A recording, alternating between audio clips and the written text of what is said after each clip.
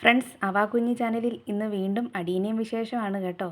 എനിക്കെങ്ങനെയാണ് ഇതിൽ നിന്ന് തൈകൾ കിട്ടുന്നതെന്നും വിത്തുകൾ കിട്ടുന്നതെന്നൊക്കെ നിങ്ങളെ ഒന്ന് കാണിക്കാനാണേ. ഇത് കണ്ടോ, ഇതിപ്പം ഏകദേശം പൂക്കളൊക്കെ കൊഴിയാറായപ്പം മിക്ക അടീനിയം ചെടിയിലും ഇതാണെങ്കിൽ എനിക്ക് വിത്തുകൾ കിട്ടാൻ തുടങ്ങി. അങ്ങറ്റം ഇങ്ങറ്റം കണ്ടോ, നല്ല നീളത്തിൽ നിൽക്കുന്നത്. മിക്ക ചട്ടിയിലെ വിത്തുകളും ഇങ്ങനെയാണേ. സത്യത്തിൽ കാണുമ്പോൾ നമുക്കൊരു കാളക്കൊമ്പൊക്കെയാണ് യഥാർത്ഥത്തിൽ ഓർമ്മ വരുന്നത്. ഇത് കണ്ടോ. ഇനി അടുത്ത ചെടി നിൽക്കുന്നത് ഞാൻ കാണിച്ചു തരാവേ. ഇതും ഒരു കുഞ്ഞ് കാളക്കൊമ്പ് നിൽക്കുന്ന പോലെയാണ്. നല്ല വലുതായിട്ട് നല്ല ഹെൽത്തി പ്ലാന്റിലൊക്കെയാണ് ഇത്രയും നല്ല ആരോഗ്യമുള്ള വിത്തുകൾ എനിക്ക് കിട്ടുന്നത്.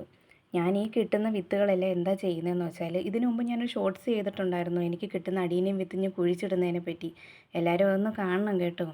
എനിക്ക് കിട്ടുന്ന ഈ വിത്തുകളെല്ലാം ഉണങ്ങി കഴിയുമ്പോഴത്തേക്കും ഞാൻ എന്താ ചെയ്യുന്നതെന്ന് വെച്ചാൽ, ഇത് കണക്ക് കാണുന്ന എല്ലാ ചട്ടിയുടെ ചോട്ടിലോട്ടും അങ്ങ് കുഴിച്ചിടും. കണ്ണി കാണുന്ന എല്ലാ ചട്ടിയിലും ഇപ്പം സത്യം പറഞ്ഞാൽ അടീനിയം വിത്തുകളാണ് പിടിച്ച് നിൽക്കുന്നത്.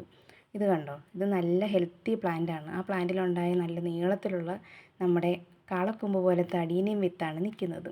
ഇതിനു മുമ്പ് ഈ ചട്ടിയിൽ തന്നെ ഇഷ്ടം പോലെ വിത്തുകൾ എനിക്ക് കിട്ടിയിട്ടുണ്ട്. ഞാനാണെങ്കിൽ ഇതിൻ്റെ തന്നെ ചോട്ടിൽ കുഴിച്ചിട്ടിട്ട് അതിൽ തന്നെ ഇപ്പോൾ എത്ര തൈ നിൽപ്പുണ്ടെന്നറിയാവോ. എല്ലാം മാറ്റി നടാൻ സമയമായി കേട്ടോ. ചട്ടികളുടെ പരിമിതിയും സ്ഥലപരിമിതിയും എല്ലാം കൊണ്ട് തന്നെ ഞാൻ എല്ലാവരെയും അങ്ങനെ തന്നെ നിർത്തിയേക്കുക. എന്തെങ്കിലുമൊക്കെ മാറ്റി നടണം. ഇനി ഞാൻ എന്തായാലും അടുത്ത വീഡിയോയിൽ ഇവരെയൊക്കെ മാറ്റി നടുന്ന കാണിക്കാം. ഇന്ന് ഞാൻ എന്തായാലും 3 പേരെ പിച്ചി എടുത്തിട്ടുണ്ട്. ഇവരെ ഞാൻ എന്തായാലും ഒന്ന് മാറ്റി നടും. ആ വീഡിയോ ഞാൻ എന്തായാലും ഉറപ്പായിട്ട് ഇട്ടേക്കാവേ. എല്ലാവരും എൻ്റെ വീഡിയോ കാണണം, സപ്പോർട്ട് ചെയ്യണം, ലൈക്ക് ചെയ്യണം കേട്ടോ.